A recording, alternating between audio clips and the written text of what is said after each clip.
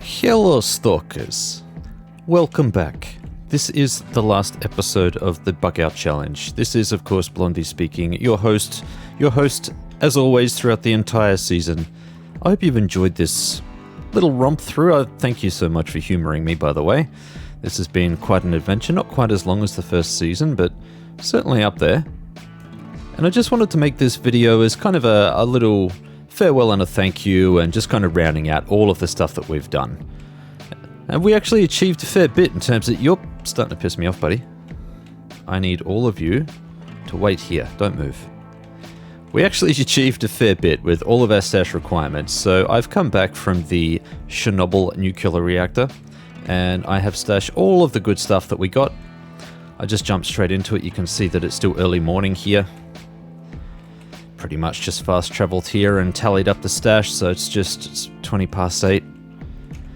And so I pocketed all of the good stuff that we found, all of the food items, all of the meds, added all of that in. We had some luxury items, some comfort items, I added those in too. What else did we have? I think artifacts were fine just the way they were. There were a few things to add to the tools. We got some basic sewing thread and extra bits and pieces. There were definitely a handful of resources that needed to go in. Got plenty of rope from that run. And a bunch of fasteners, capacitors, all that sort of stuff from all of the stuff that we disassembled. And I did a lot of that as well when I got back. Also retallied everything up just to make sure that everything was tallied properly. Now, there are still a few things lingering around in the general stash that... Please go away. You're sitting right on top of that. You're really hatching that, aren't you?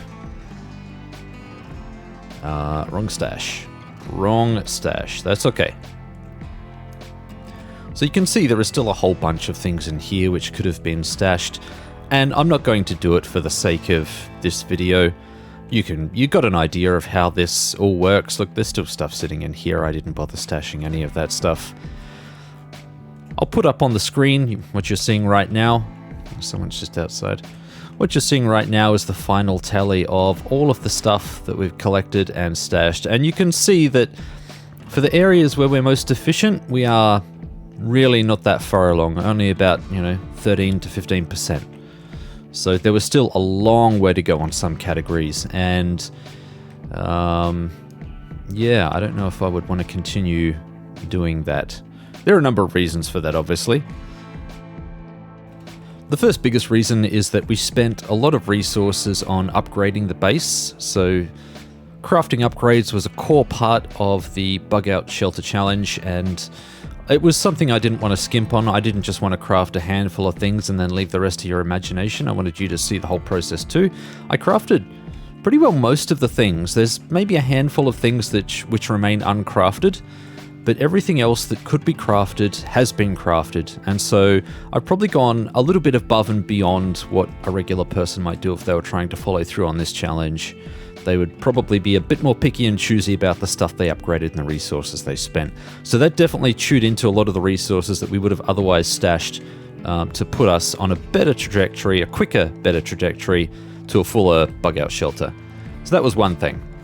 The other, of course, is the survival aspect with all of our companions and other bits and pieces. We've had to spend resources to keep everyone happy and alive, and of course very early in the playthrough, in the hobo phase, when I would have had to be very picky about the things that I bought and purchased, and I couldn't just stock up on random stuff. I needed to worry about fixing armor and getting better weapons and having enough ammo and making sure I have enough food, water, all that sort of stuff. So that all contributed to, and then of course, at the very start of the challenge, we were just role-playing Monolith for a while, running around and being good little Monolith boys. And that certainly contributed as well. And then to cap it all off, I haven't been super optimal with my time, as you've probably seen. It's not something that I care about too much. This has been a much more casual playthrough. It's how I usually like to play. I don't usually like to play super stressful games, which is generally why I stay away from games like Tarkov. It looks awesome and it plays awesome, but the moment-to-moment tension it's not for me. And PvP is not normally something I gravitate towards anymore. It's just not my cup of tea. Co-op, definitely. And so I'm really interested for Stalker 2 co-op when it comes out. If it comes out, I'm assuming there's Did I read this co-op in Stalker 2? I hope there is, I really do. And if not, I hope the community mods it in, because that would be amazing.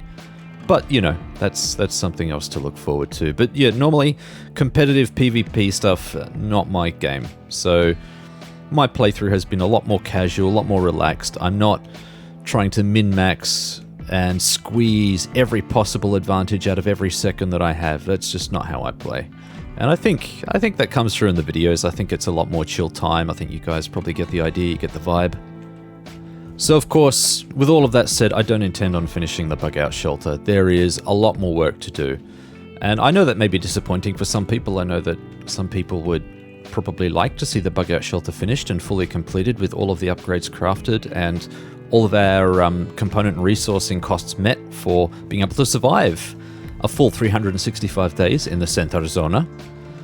And, you know, maybe if the criteria were a little bit different, and I mean that in a technical sense, then yeah, I would definitely consider that.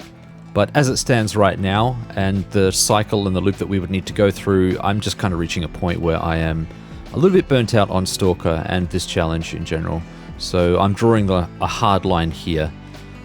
With the storyline now finished, and please, if this is the first episode you're jumping in, do go watch all of the episodes leading up to the previous episode, which was the finale. Let's have some food. That's not food. Just because we can. Just to keep things ticking along. Oh yeah, baby. Release. But tell me what you think about that. Tell me what you think of me stopping the series here. Do you think it's a decent place to stop? Are you disappointed to not see the series continue? Or this particular season, I should say. It's not the series. There will be more, of course. But are you disappointed? Did you actually want to see a full completion of the Bugout shelter? And here's another thought. To complete the Bugout shelter, you've seen how much effort it takes and how many resources you would actually need to do it, and the sorts of loot cycles and day-to-day work that you would need to do. It's actually a lot of work, right? Unless you adjusted some of the parameters in that spreadsheet, it's a lot of work. So, keeping that in mind, would you like to see a Bugout shelter challenge that is, say, a little more abbreviated? So cutting out the long, boring sections and just giving you the highlights, say, per day. Maybe I could cram a couple of days into a single episode and just put in the highlights, and you don't have to worry about seeing all of the stash tally stuff. You just see the end result, or every now and again I just report on it, and you can see the progress, the growth. And it's something that may be a consideration down the track. Tell me what you think about that. Drop into the comments, let me know. And if we did do something like that, I mean, there is the potential for me to do other things as well. You've seen me spawn in items. I've deliberately put items in a trash stash and then spawned in items as compensation. So one of the things I really wanted to do with the Bugout Shelter Challenge, which I just can't because of obvious reasons, I wanted to try and keep it as pure and in-game as possible. I didn't want to have to try and spawn things in all the time, but I'd really love for the Bugout Shelter to have features which give you items periodically. So think of things like water collectors, water purification devices, that sort of stuff. Stuff where you put something in and you get something out at periodic intervals.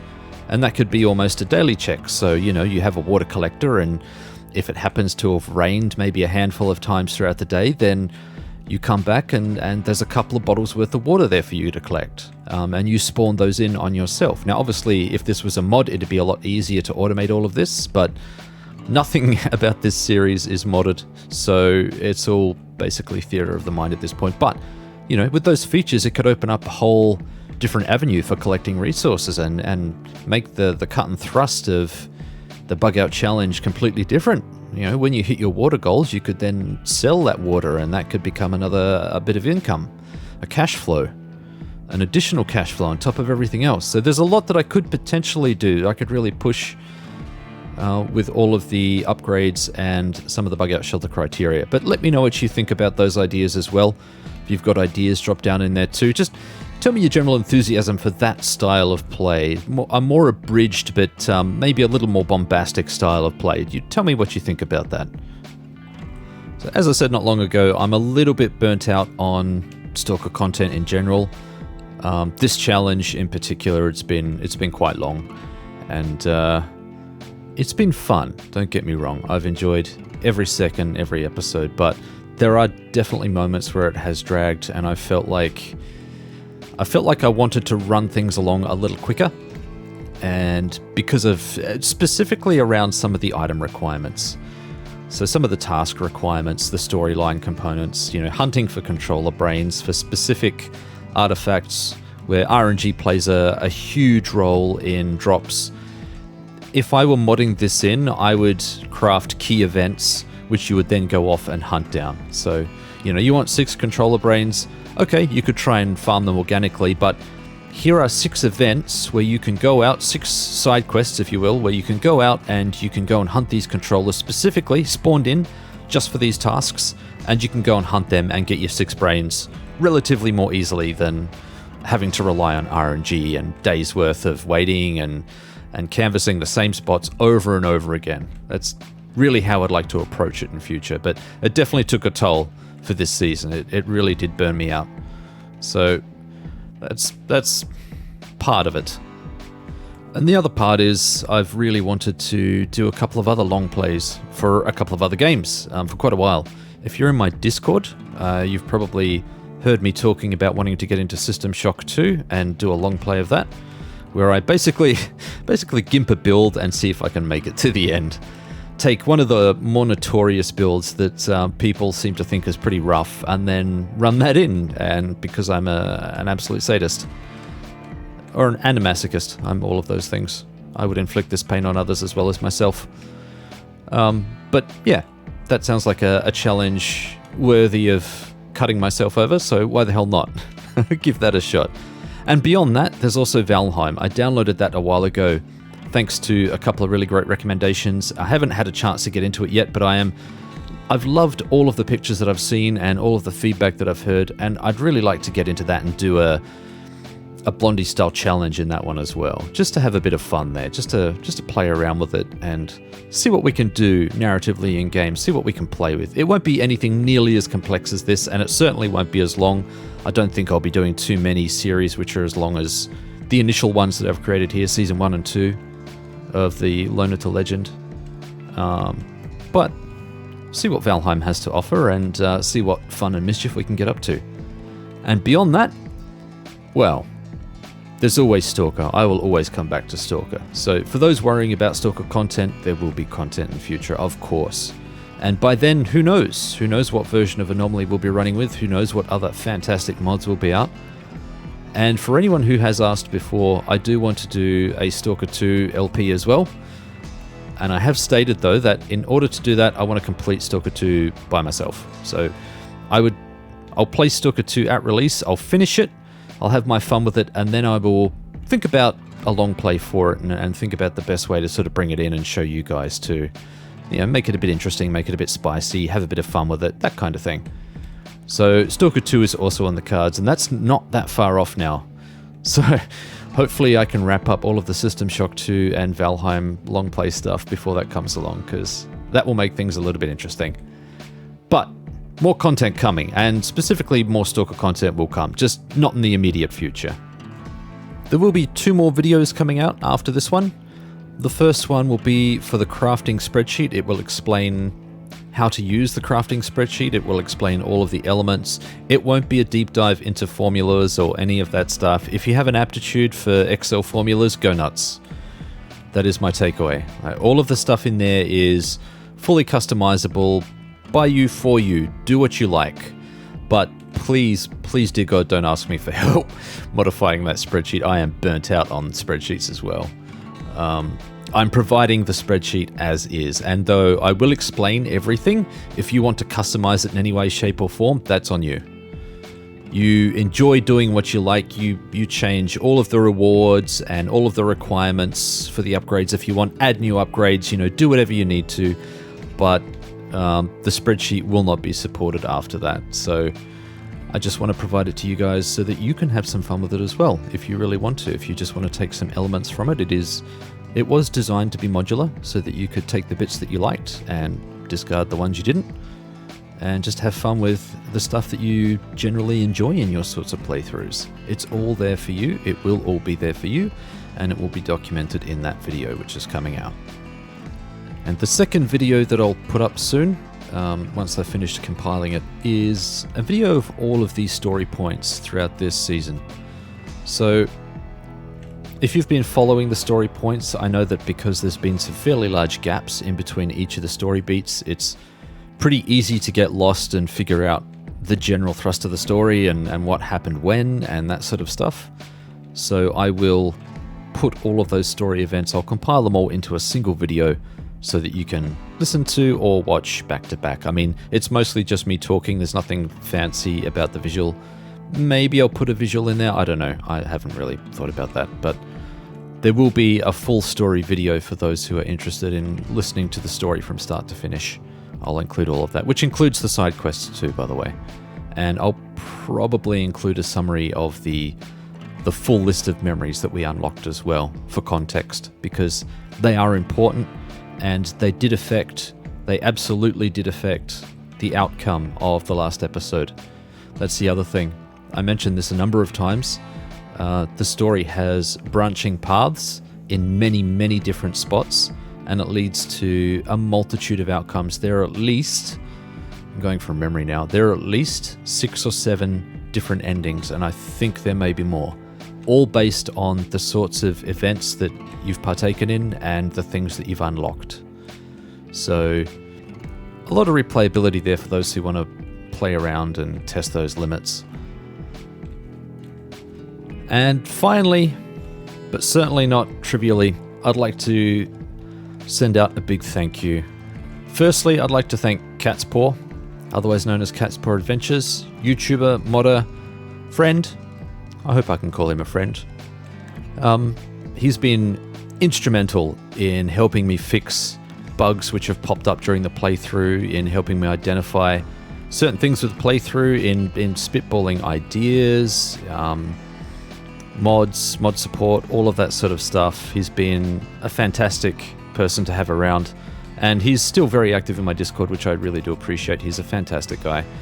So, Cat's Paw, thank you so much. Do go and check out his channel, by the way. I've left a link for both his channel, because he also does content, and his mod page too on ModDB. He does some really fantastic quality of life mods. Please do go check out Cat's Paw and show your support for him. Help him grow his channel too. He does a lot of, or he will be doing a lot of content. He's already done some Stalker content. There is more coming. And he's also done a Dishonored 2, You Only Live Once, Iron Man playthrough, basically, which was super, super cool to watch. So please do go and show your love and support for Cat's Paw. Secondly, I'd like to thank everyone in my Discord as well for being awesome super supporters, especially the ones that are there frequently, keeping the place alive, as I am sometimes not. I do go sometimes a long period of time without posting anything, and that's completely on me. I'm not making excuses for that. But there are people who do sort of pop in there regularly and keep things alive, and I do appreciate that, guys. I really do. You guys are awesome. And of course, lastly but not leastly, thank you to everyone who has supported these videos and the channel in general. Anyone who's commented, liked, subbed to the channel, shared the video as well. All of that stuff really helps, and it's honestly been, in the periods where it's been a struggle for me to continue producing content, it's been a shining beacon to keep going.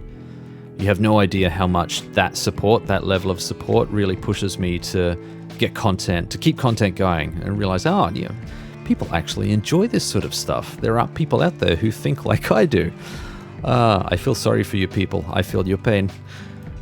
No, I'm truly am grateful for all of the support you guys have shown. It has been fantastic. I've loved this journey, but I am oh so thankful that it's come to an end. And as for what's with Stalker, this character here, well, who knows? Who knows what the future holds? Will he return in another series, in another season? Anything is possible. I guess we'll just have to wait and see. See where the winds take us, friends. Thank you once again, and until next time. Good hunting, Stalker. The last time Stalker and his posse were seen was by Monolith forces as they fell to his careful hand and steady aim. News of the assault spread, but no one would ever lay eyes on the men again. Brave Stalkers ventured to Kapachi, drawn by the rumors of a wealth of gear and food. They found nothing. The air inside was thick and musty, and it was as if the place had been empty for decades, save the dragging, careless boots of the zombies who periodically shambled through the place. Rumors around the campfire began. Some claimed that they had seen Stalker roaming the zone alone. Some believed that Stalker had fallen inside the plant, though those close to the fanatics claimed that they were fearful he might return, indicating that he was still alive. Some claimed that he had never existed at all, but the vendors and ecologists who dealt with Stalker regularly rebuked this idea. He was a real man, flesh and blood. They had traded with him, seen him with their own eyes. The zone did not deal in ghosts. Stalker had simply moved on, away from prying eyes, they argued. Some, however, believed that Stalker was something more. They had seen him fall, only to, impossibly, rise again. They compared him to vengeful spirits like the Crow, a being who stalked among the zone seeking retribution for a past wrong. Others believed him to be as a spirit, a high plains drifter seeking a lago to haunt. His fade into the sunset was proof of their claim, so they said. Those who had been close to him and lived all agreed on one thing. He was a man hunted by his past, chased unwillingly into a future that he would carve out if it did not exist. Those who stood before him crumbled to dust. Stalker lives in the hushed whisper of campfire stories, in the chill night air on the approach of a storm, and among the fine particles of death carelessly breathed and expelled. Stalker may have vanished, but the zone never forgets, and it never lets go.